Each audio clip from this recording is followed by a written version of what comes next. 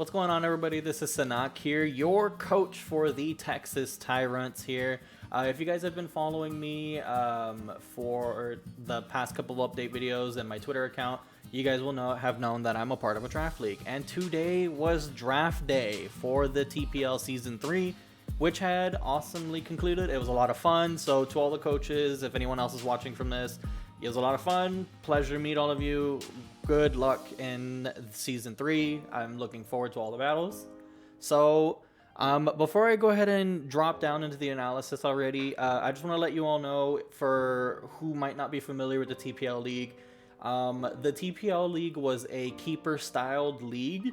So before draft day, I kind of had some Pokemon beforehand, and I'm going to be going in the order that I had picked them up and all that stuff. But what that means is that if you were a coach for last season, or if you're a rookie coach taking over a previous team, you had an option to either keep them during the off season and before draft day, so that way for a price or for a round pick and stuff. But I'll be going over everything as we go along for the team. So just wanted to get that out of the way, because I won't get started into the draft picks until a little bit later into the draft analysis. But anyway, don't want to spoil anything. And I want to go ahead and get started, because with this team that I took over the Lanchester Corviknights for the last season. And that gave me 5th pick overall in the draft. So got a really high placement, top 10, great, especially with all the new Pokemon that are coming in for free, by the way.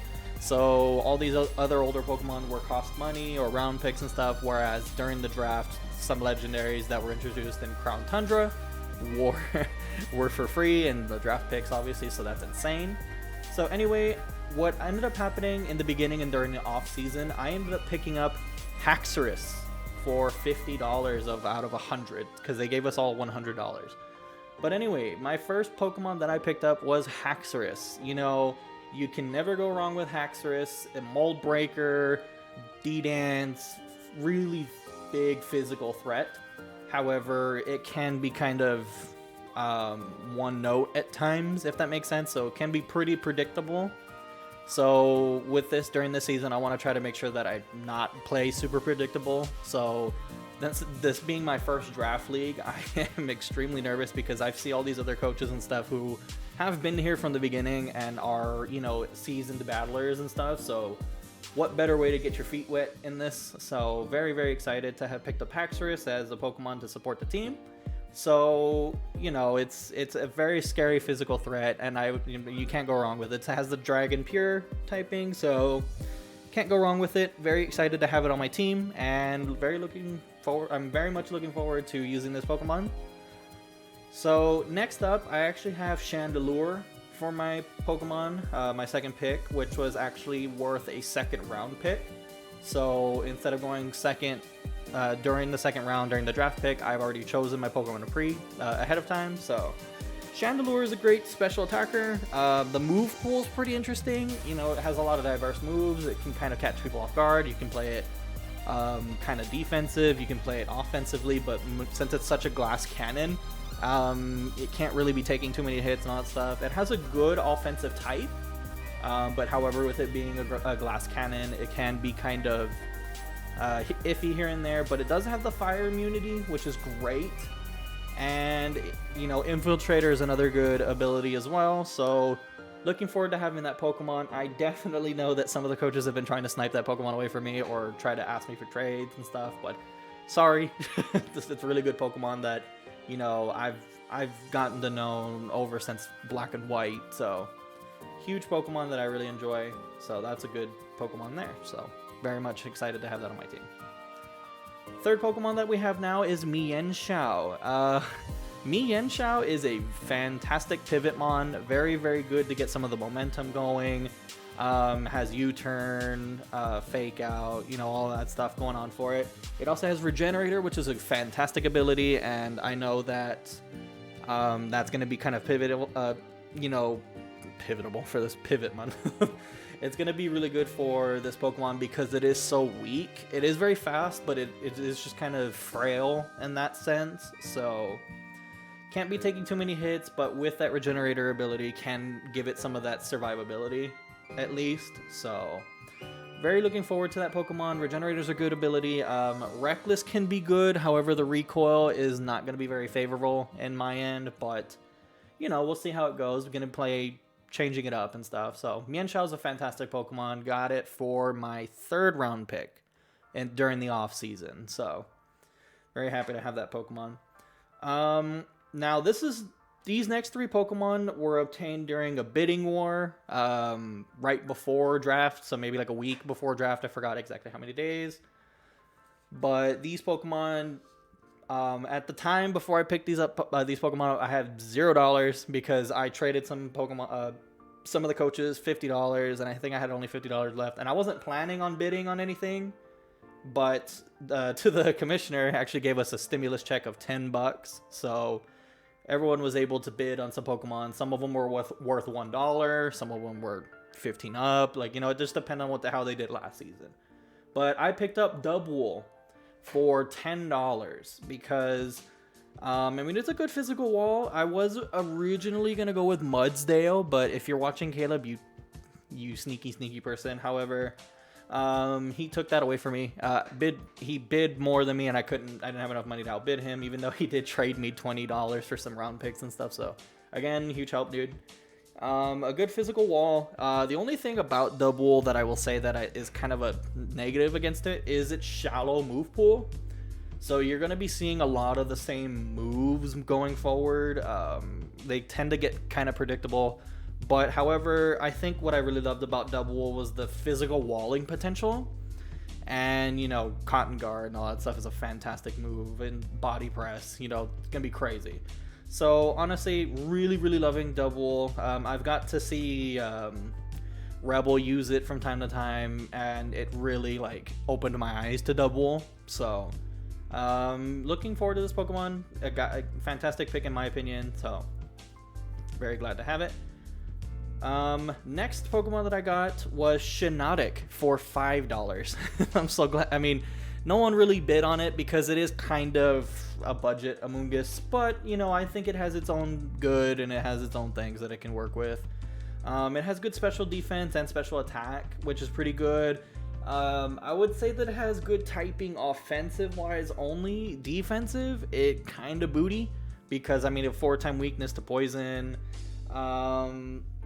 Does get some good moves and stuff, can be very tricky to deal with, but it's very, very slow, obviously. Kind of doing things around like what Amoonguss would be doing, you know, Spore, all those type things.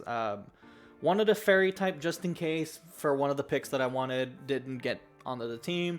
However, you know, I'm just trying to build up these cores and everything. I already have my Fire, because I've already started the Dragon, Fairy, and Steel one with Haxorus, started the Fire Water with Chandelure, and then the Dark Fighting Psychic one for Mienshao. So really I can go anywhere with them, so I decided why not both. So it was pretty good with Haxorus and Chandelure, so I can go still. I had 2 and 2 for each cores. So that was going on there, and really I think it's a good Pokemon overall. Kind of slept on in my opinion because of Amoonguss outshining it. I mean, within reason, but I think it has some good potential, and I'm looking forward to using this Pokemon this season. Okay, and then next up we have Rydon, which is actually funny because before I had dropped it, because it used to be on the previous team, the coach's team, so I could have kept it for $10, but however, I didn't really feel it at the time. So what ended up happening was I dropped it, and then once it came to the bidding wars and stuff, since I didn't have a ground type because of Mudsdale being taken, Rydon was obviously another choice that could be great. You know, the previous owner kept it before, I think, and I still paid $10 for it because I wanted to get rid of the rest of the money that I had, and it was worth $8. I could have kept the extra 2, but now it's pointless. But anyway, I paid the 10. And, you know, it has some good abilities. It has Lightning Rod, Rock Head, I think Reckless as well. I'm not 100% sure. But it has the electric immunity either with Lightning Rod, which is kind of a double electric immunity. But, I mean, either way, it's ground type. The only huge drawback to this Pokemon, I would say, are the 2 4-times weaknesses to water and grass. And it's very, very slow. So that's the only problem with it. However, just due to all those weaknesses and stuff, it can hit like a truck and is more of a defensive wall, which is fantastic. So, you know, I'm just going to be making sure not to make some dumb plays, swap into dumb Pokemon and all that stuff. So, going to be watching out for it. You know, it's a very good Eviolite user. However, I do have some other tricks up my sleeve that I'm planning to do with Rydon because, you know, Eviolite is very predictable. So, who knows? Maybe I might keep it all Eviolite. Who knows? So, that was Rydon. I got that one for $10, and that will actually conclude the bidding Pokemon. Now comes the drafting Pokemon. So, as you can see, we already went through 6 out of the 8. So, I traded away a lot of the draft picks in the end and didn't really need them. So, I ended up with 2 draft picks. Well, 4, but I gave away the last 2. And then what ended up happening was I was number 5, and this was my first round pick. And I ended up picking up Tapu Fini. Because if you look at it, I actually have 2 cores completed with that. So I thought Tapu Fini was a fantastic Pokemon, not just because only the cores, but, you know, the immense bulk that it has, the insane terrain shenanigans that it can go on. Literally, I thought the first 4 picks were going to be all the Tapus in order. Legit thought that was going to happen, but surprise, surprise, the draft changes and a lot of things want to get picked and other things that... and I don't blame the coaches. They were the one who wants to try things new, and so... so I picked up the Tapu Fini because of the bulkiness. The Misty Train's going to be really good against protecting status moves and stuff. Also will weaken dragon moves and stuff, unfortunately on the Haxorus, but you know, at least it'll protect it on my side as well. So that was really, really good pick, and I thought it complemented the team very well. So very, very happy to have Tapu Fini on the team. So now it brings us to the last Pokemon, which was going to go kind of differently, but however, I was originally planning on going with Bronzong because I wanted that Psychic and Steel typing. I knew Metagross was going to be kind of hard to take because of the fact that I had 5th pick overall, which was going to be the number 5 pick. And then since I took away my 2nd and my 3rd round, during one of the trades and stuff in the beginning, I obtained a 2nd, 3rd round pick.